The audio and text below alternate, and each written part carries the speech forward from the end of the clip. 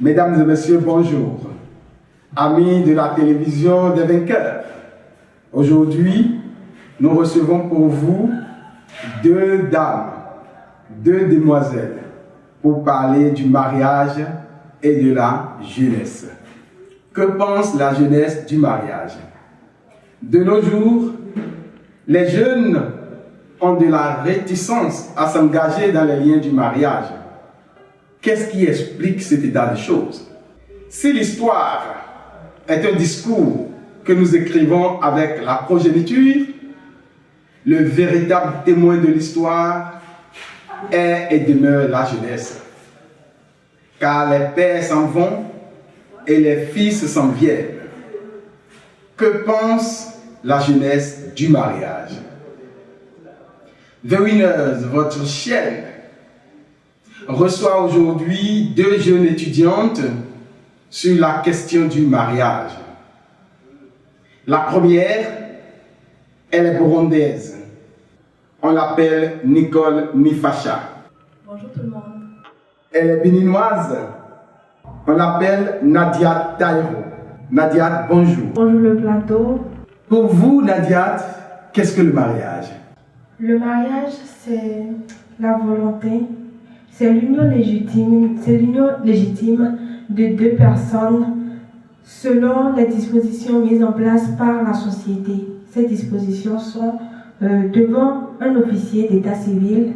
Ça peut être aussi face à un prêtre religieux, que ce soit un imam, un prêtre, que ce soit un prêtre vaudou aussi.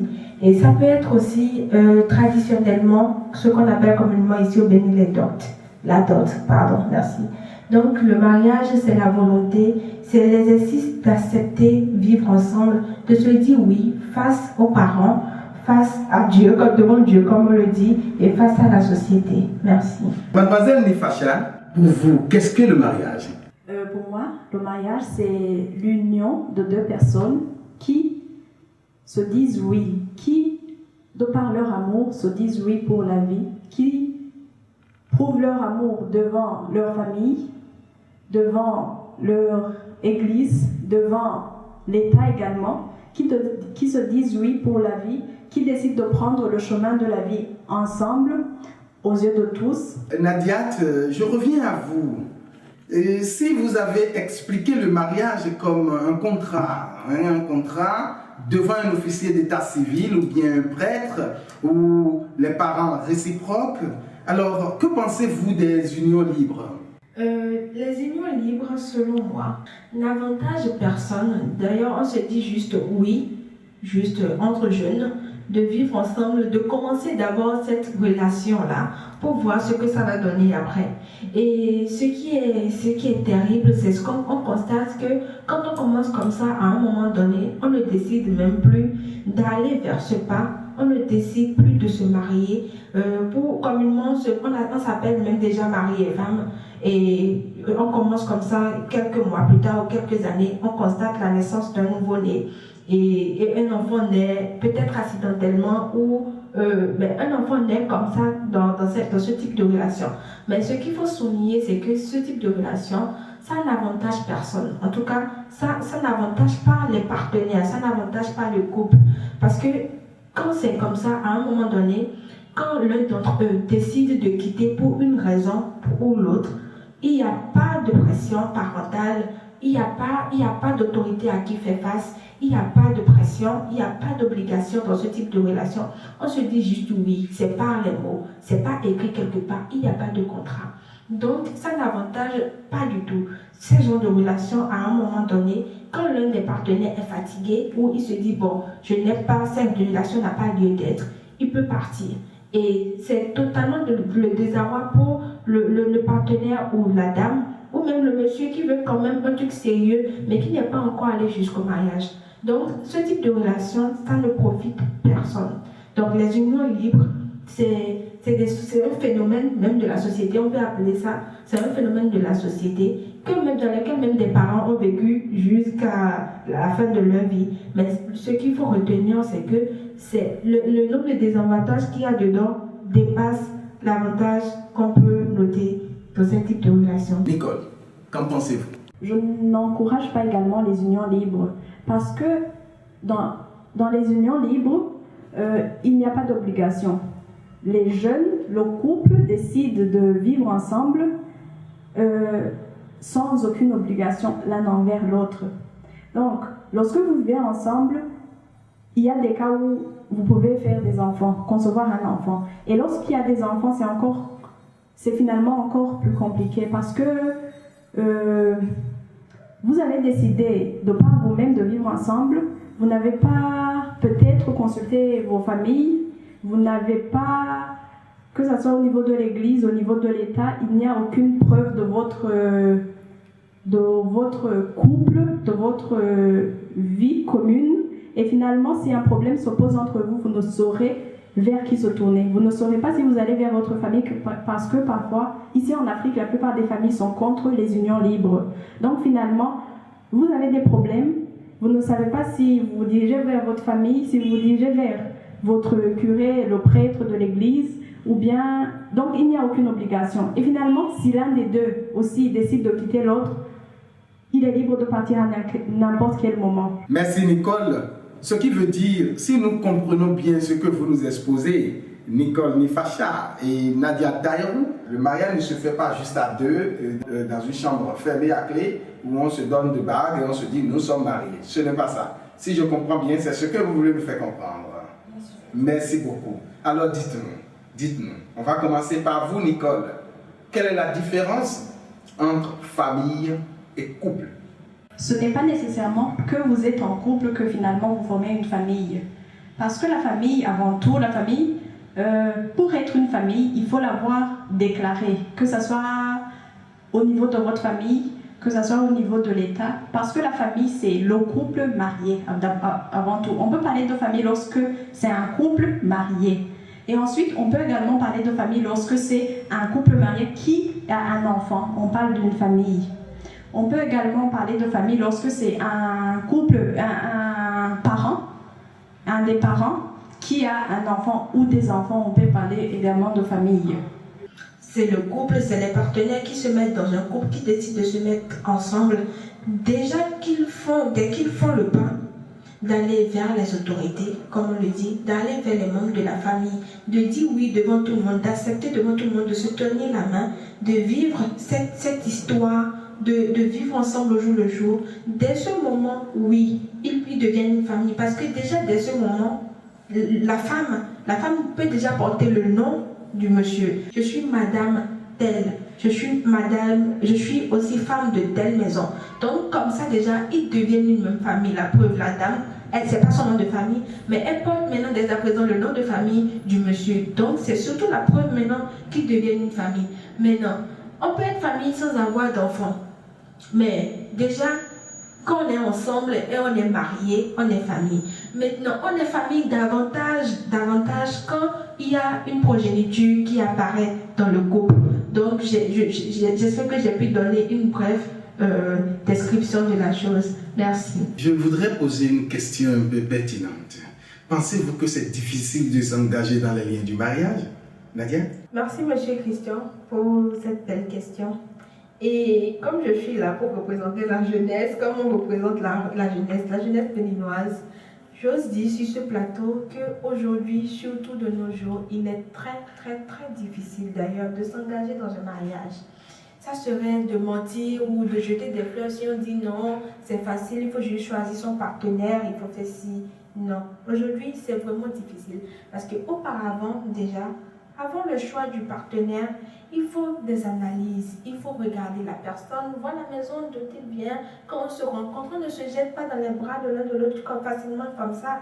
Il faut se connaître d'abord et il faut même se poser des questions. La question qu'il faut se poser, c'est d'abord, est-ce que je peux oser dire à mes parents que je veux me marier à telle personne? Et c'est l'homme qui fait déjà le pas.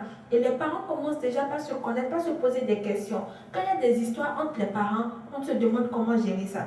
Dans le cas contraire, on se demande comment aller vers l'autre famille, commencer par se connaître, faire des échanges pour savoir si, est-ce que ça serait digne de la part de notre fils ou de notre fille d'aller dans telle maison. Mais aujourd'hui, j'ose dire qu'à cause de la situation de la mondialisation, de la modernité et de beaucoup de choses aujourd'hui, c'est très difficile parce que quand tu rencontres un jeune homme aujourd'hui, d'abord c'est difficile de connaître ses parents, c'est pas facile. Les échanges, les parents ne sont plus vraiment impliqués. Il y a le portable qui est en même temps un facteur de bonheur et un facteur qui ne nous permet pas vraiment de nous épanouir dans le sens naturel. Donc il y a beaucoup de choses qui font que déjà entre nous jeunes, on gère tout déjà à notre façon. Il y a aussi auparavant, il y a même la consultation du phare, il y a beaucoup de choses aujourd'hui. C'est vrai qu'il y a les églises, il y a la mosquée et on ne fait plus du tout recours à ces choses-là. Alors que c'est des choses qui permettaient de protéger même ces deux êtres humains qui décident de se mettre ensemble. Donc c'est plus du tout facile aujourd'hui de se mettre en couple. Il y a beaucoup de facteurs qui font que c'est vraiment, et aussi la notion de responsabilité. C'est pas facile à un jeune de prendre la responsabilité d'aller vers l'autre et d'aller vers ses parents pour se dire oui, je veux me marier. On a peur, on se dit qu'est-ce qui va se passer. Aussi à entendre les répercussions d'autres mariages, les divorces par-ci. C'est la jeunesse qui parle du mariage. La jeunesse a peur parce que l'argent. La jeunesse a peur parce que des difficultés. La jeunesse a peur parce que les autres divorcent après le mariage. Est-ce que c'est pour autant qu'il ne faut pas inviter les jeunes à aller dans le mariage? Merci pour votre question. Oui, c'est difficile, mais ce n'est pas pour autant qu'il ne faut pas se tourner vers le mariage. Pourquoi? Parce que dès le commencement, Dieu a créé l'homme et la femme. Parce que l'homme et la femme se devaient d'être complémentaires, se devaient de vivre ensemble, se devaient de créer une famille. Il est vrai, comme Nadia vient de le dire, s'engager dans le mariage, c'est difficile. Mais c'est facile tout d'abord, lorsqu'on est prêt.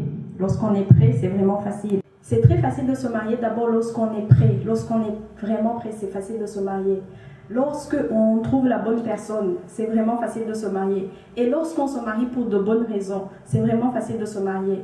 Il va d'abord voir... La plupart des jeunes de nos jours se marient pour de mauvaises raisons. Et finalement, après 2 ans, vous voyez, finalement, ils se séparent. Parce qu'ils se sont mariés pour les mauvaises raisons, parce qu'ils n'étaient pas prêts. Tous ses amis sont en train de se marier. Est-ce qu'ils se marient parce que, pour une raison ou une autre, il a mis enceinte Madame telle et pour honorer la famille, il décide de prendre la femme, de l'épouser, non pas parce qu'il l'aime, non pas parce qu'il était prêt, mais parce que il y est obligé. Finalement, ce couple-là ne va pas durer. C'est pour cela qu'il va donner mauvais exemples, que ce soit à son cercle d'amis qui finalement se diront que le mariage c'est difficile, le mariage c'est compliqué. Lorsque vous êtes dans la prière, lorsque vous priez pour votre couple, lorsque vous vous engagez avec la personne, lorsque vous vous mettez comme priorité l'une pour l'autre, le mariage c'est vraiment quelque chose de merveilleux et qui vaut la peine d'être vécu. Parce qu'un homme qui trouve une femme trouve la bénédiction et la femme qui trouve un mari qu'il aime, elle trouve la vie. Le mariage est fait dans le but d'être heureux. Quels sont les avantages de celui qui a fait tout par rapport à celui qui n'a rien fait? Le moins cher coûte cher, très cher d'ailleurs.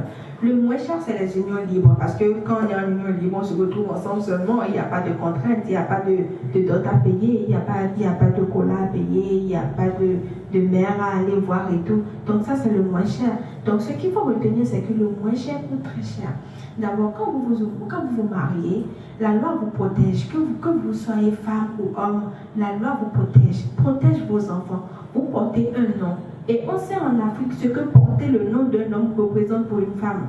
Ça protège la femme même dans sa propre famille, face à ses soeurs, à ses frères et sœurs. Dans le quartier, cela protège la femme. Et même au dehors, ça protège la femme partout où elle passe parce qu'elle porte ce nom-là. Même là où elle travaille, si elle a un lieu de travail, on l'appelle désormais Madame Temps.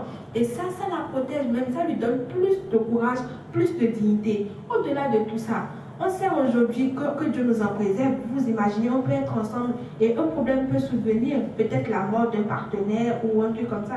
Si vous avez fait un mariage, la société ou les lois vous protègent vos enfants. Grâce à ça, l'État. Vos enfants ne peuvent manquer de rien si l'homme, c'était un homme qui travaille pour l'État. L'État vous verse quelque chose qui vous revient de droit.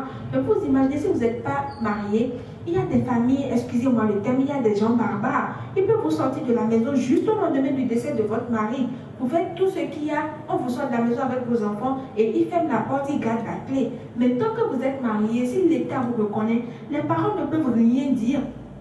Les parents ne peuvent rien dire, vous gardez la maison, vous gardez vos propriétés, vous nourrissez vos enfants avec l'argent que le partenaire a laissé. Et ce n'est pas des choses qu'on attend forcément loin de là. Au-delà de tout ça, il y a l'harmonie familiale qui compte. Donc tant que vous êtes ensemble, même en des questions de prière et consorts, ça fonctionne rapidement. Le soir, vous pouvez discuter entre vous. Personne ne vous entend, personne ne vous entend. Et au moment même où là où les conflits doivent survenir, il y a tout le monde pour vous écouter. Il y a le prêtre, il y a le témoin du mariage, que ce soit traditionnellement, il y a la mère du partenaire, genre du père de famille ou de la mère de la famille. Donc il y a beaucoup de personnes, ce que vous devez vous retenir. Donc n'ayez pas peur de ce qui vous fera du bien. Mariez-vous quand vous êtes sûr. Vous rencontrez l'homme. Et d'ailleurs, on n'est jamais à 100% sûr. Quand vous vous rencontrez, vous sentez au moins cette flamme. Décidez entre vous, faites les démarches. Et ensemble, avec la prière, avec la patience, et beaucoup d'autres choses, vous allez y arriver. Merci. Vous nous incitez au mariage. Alors, je voudrais demander, quel est l'avantage des enfants sur l'épanouissement des enfants dans une famille mariée? Qu'est-ce qu'on peut y voir? J'ose dire que cela avantage plus même les enfants que les parents. Comme je l'ai déjà précisé tout à l'heure, quand vous vous mariez, vous ne savez plus à votre tour maintenant de crier aux enfants que quand vous allez grandir, vous devez faire ce sacrement aussi. Ils savent parce qu'ils vous ont vu faire, c'est vous l'exemple. Et comme ça, ils savent que même il y a l'amour qui existe. Parce que quand on se marie, c'est au moment de l'amour, on se marie d'abord. Donc ils savent que ce truc-là, ça existe. Ils ne regardent pas cela à la télé. Ça se passe chez eux. Eux-mêmes, ils sont ancrés dans cela. Ils sont tentés à aller vers. Ils sont tentés à aller découvrir ce plus-là. Et quand vous êtes comme ça, déjà quand il y a l'harmonie dans le cocon familial, discutez avec les parents, échangez au salon, même lors du dîner ou même lors du petit déjeuner, ensemble, c'est facile aux enfants de s'exprimer. Au dehors, ils peuvent marcher aisément parce qu'ils se disent que mes parents sont mariés. Pour aller à l'église ou à la mosquée ensemble, ils sont ensemble, c'est naturel pour eux. Même les voisins disent, ah, c'est les enfants de tel couple marié, c'est les enfants de telle personne, c'est les enfants de telle personne responsable. Et cela aussi oblige des enfants à être bien dans la société parce que si tes parents sont bien, c'est pas à toi de mettre le déshonneur sur tes parents. Donc il y a beaucoup d'avantages pour ces enfants-là même. Si l'un des parents décède même, ces enfants sont protégés par la société. S'il y a des choses à verser pour les enfants pour qu'ils puissent continuer les études, il y a beaucoup d'arguments pour que ces enfants-là, ou beaucoup d'avantages à ces enfants qui viennent d'un couple marié. Que pensez-vous de l'épanouissement des enfants dans une famille régulièrement mariée? Famille épanouie égale enfant épanoui. Lorsque l'enfant est dans une famille, tout d'abord, l'enfant, dès son plus bas âge, prend comme modèle ses parents, sa mère, son père, que ce soit une fille ou un garçon. Le premier modèle d'un enfant, c'est ses parents. Ça veut dire que le couple est amoureux, le couple est responsable, le couple est ami, le couple est complice. Tout ça là, l'enfant, il va apprendre ça, il va reproduire ça. L'enfant, bientôt, lorsqu'il sera grand, voudra aussi former une famille. Et il va s'inspirer, il va prendre comme exemple ses parents. Parce que si l'enfant ne grandit pas dans une harmonie familiale, si l'enfant ne grandit pas dans une famille peut-être mariée, l'enfant reproduira ce qu'il aura vu avec ses parents. Si finalement ses parents ne se sont pas mariés, l'enfant ne verra pas l'avantage de se marier. Il se dira, c'est comme ça que ça se fait. Finalement, je vais reproduire la même chose que ce que mes parents ont fait. L'enfant prend toujours comme modèle ses parents et il reproduira ce qu'il aura vu avec ses parents. Mesdames et messieurs, ce que c'est que le mariage, nous l'avons vu avec Nicole et Nadiat. Nous avons vu les avantages du mariage, que ce soit au niveau des couples, que ce soit au niveau des enfants. Que pense le spécialiste du mariage? Qu'est-ce que le spécialiste pense de ce que le mariage donne aux enfants qu'est-ce que le spécialiste pense des parents qui se sont mariés dans la société. Et nous allons revenir après sur le plateau pour clôturer notre séance de ce matin. La jeunesse et le mariage, les jeunes en parlent. Les gens qui sont mariés, eux, ils ont au moins l'avantage d'avoir avec eux des proches qui peuvent les aider à surmonter les épreuves dans lesquelles ils sont en train de passer. Ils ont peut-être le prêtre qui a célébré le mariage, ils ont les parents, ils ont l'appui un peu de la famille. Mais par contre, les couples en union libre n'ont pas cet accès. Comme leur relation, on peut dire que c'est presque secrète, comme c'est pas connu de tous, c'est encore entre deux personnes, c'est pas encore officiel. Alors, on peut dire que c'est vraiment conseillé de se marier et de ne pas se renfermer, ne pas rester dans l'union libre éternellement. Mais ce qui est dommage, on observe de nos jours beaucoup de déviance chez les jeunes. Il y a des sextapes, des enfants, des jeunes qui s'adonnent à des vidéos pornographiques. Dans le milieu scolaire aussi, on observe ça. Et c'est quelque chose qui, si on y pense, il faudrait vraiment que même ces jeunes-là pensent à leur futur. Parce que ces vidéos, ça reste là. Les réseaux sociaux, ça n'efface pas les choses. Tu peux effacer ça dans ton téléphone, mais dans le futur, lorsque tes enfants, lorsque tu voudras fonder ton foyer, ça va venir. Lorsque tu voudras choisir ton conjoint, peut-être que lui aussi aura vu ta vidéo. Donc ça aussi, il faudrait que les jeunes d'aujourd'hui pensent que des actes qu'ils commettent maintenant vont venir aussi influencer dans leur futur. Merci aux spécialistes. Alors, Nadia, Nicole, le technicien vient de nous parler des comportements déviants. Qu'est-ce que vous pensez de ces comportements de la jeunesse d'aujourd'hui? Est-ce que ce sont des comportements qui favorisent le mariage? Nicole. Merci Christian pour votre question. Il faut d'abord voir ces comportements déviants. Qu'est-ce qui est dû à ces comportements tout d'abord? Est-ce que c'est vraiment l'enfant ou bien c'est peut-être aussi lié à ses parents? Parce qu'aujourd'hui, il y a les réseaux sociaux, il y a les cercles d'amis, il y a les télévisions, il y a beaucoup d'influences qui viennent de dehors. Et finalement, lorsque le parent ne s'assoit pas avec son enfant, lorsque le parent ne donne pas des réponses aux questions que l'enfant se pose, parce qu'arrivé à l'âge de l'adolescence, les enfants se posent beaucoup de questions, les jeunes se posent beaucoup de questions. Finalement, l'enfant a besoin de quelqu'un qui répond à toutes ces questions. Et c'est le rôle, normalement, c'est le rôle du parent. Parce que l'enfant, s'il ne reçoit pas les réponses aux questions qu'il veut, il ira les chercher lui-même. Donc, il est mieux de chercher ça avec ses parents.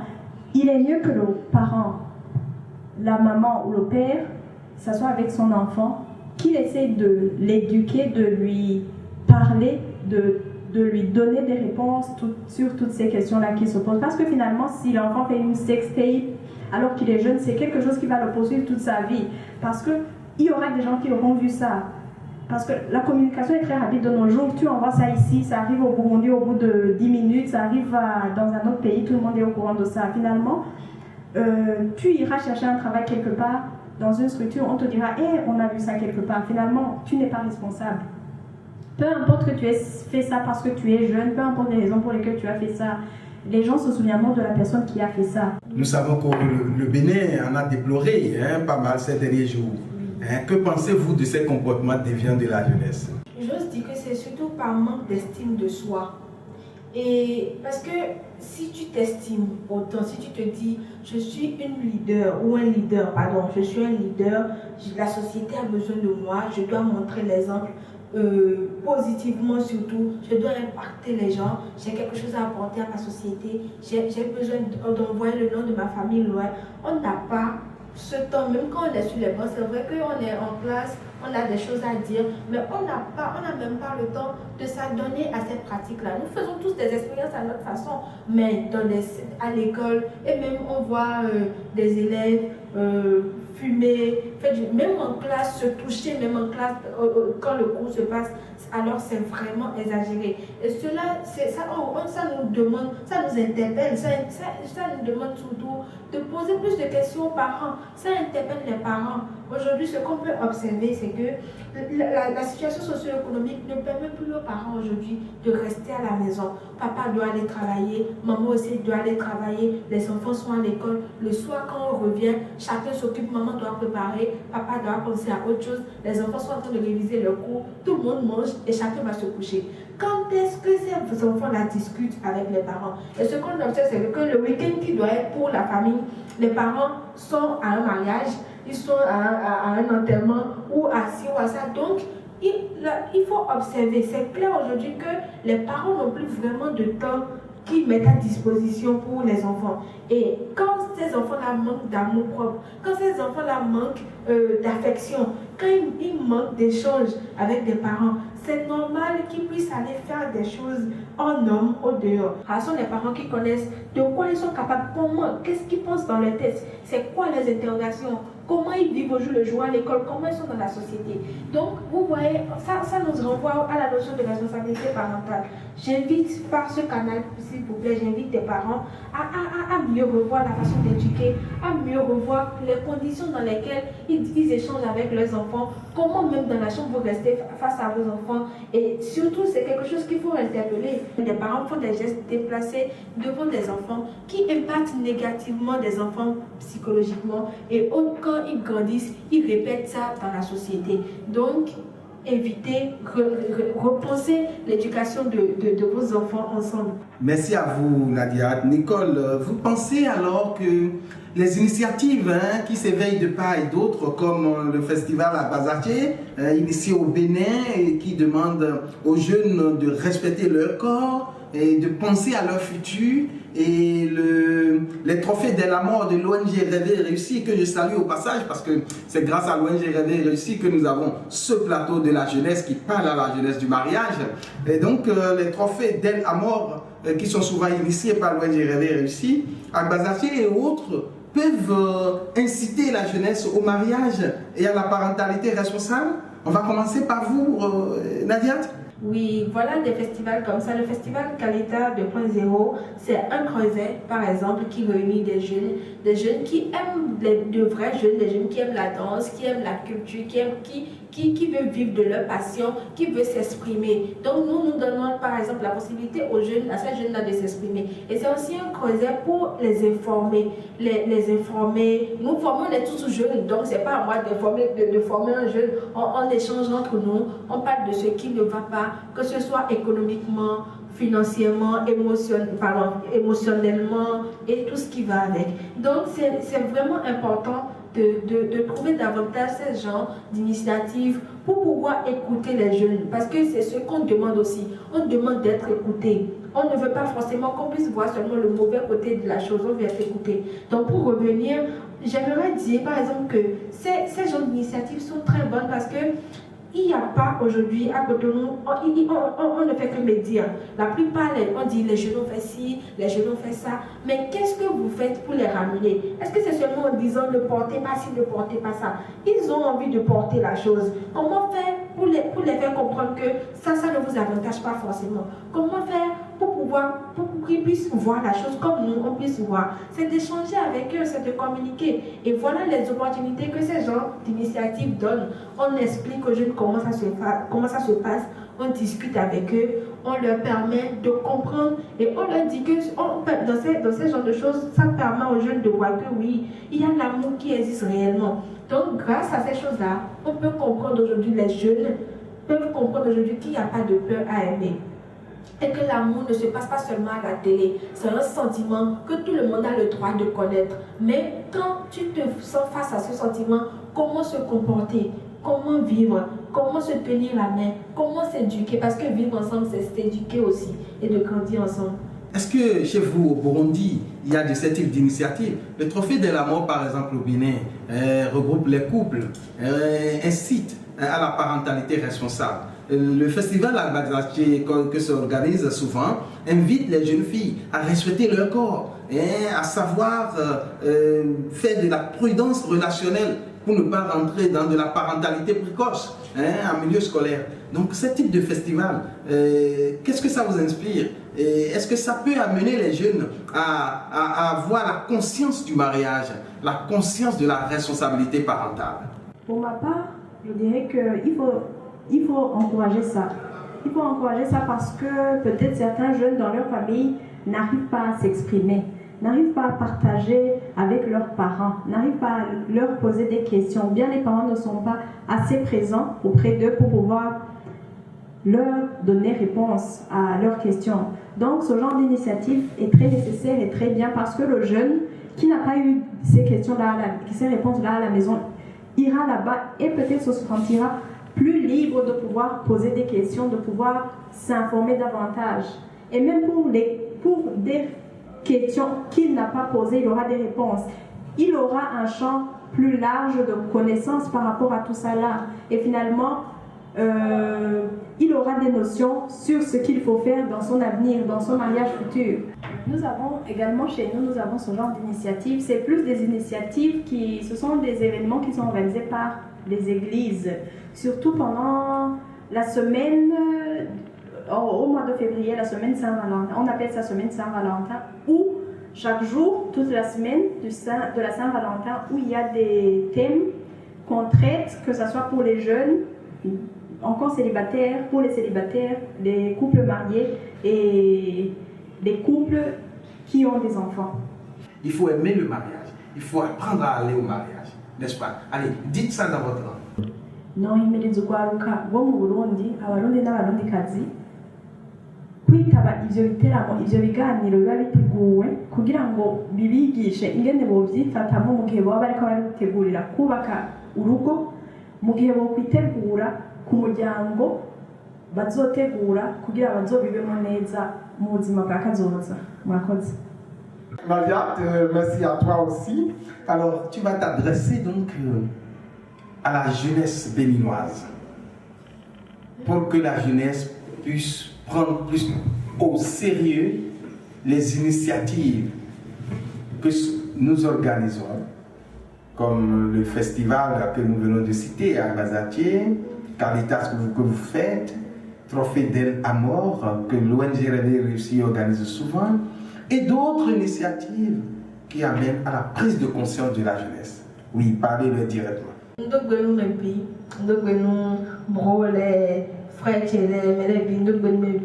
ce que j'ai à dire, c'est que mon mariage, sinon, et il dit que nous avons et notre souhait, tabi no lo poka kaka ba no ablo 15 ans lo po we choko no adamende yo nde mo inside life le mi no do inside life for na bibi grandi yo e mo fe meto kanle tabi mo shoga meto kanle yo lo ye pere yo e mo le mo me de je yo e ni mo parent le so me e ni mo parent le bo no e na je me de tunje me mo anja bi na fo ji ha mi ve je de mi lo mo blow yo e na fo ji ha mi wona gba fo mi akwe be ya e na ve donc il no mi ya mo pele wo mi mo lo mi won mi de ga so ga no wa so to kan ji wo no si de wo de so anu mo so to de wo no wa mi wuli bo mi de mi halo mi de ton bo mo parent le lo so me bo da on le na do ha mi bo mi na continuer ben na oui alors on bina vivi wo no isa la fa na lo ye bon donc merci. Ça c'est le langage de la jeunesse. Je n'y comprends carrément rien du tout, mais je l'accepte comme ça. Je pense qu'elle a parlé à la jeunesse a compris. La jeunesse et le mariage, les jeunes en parlent. Si vous l'avez aimé, faites-nous savoir. Abonnez-vous pour avoir nos vidéos en temps réel. Merci, au revoir.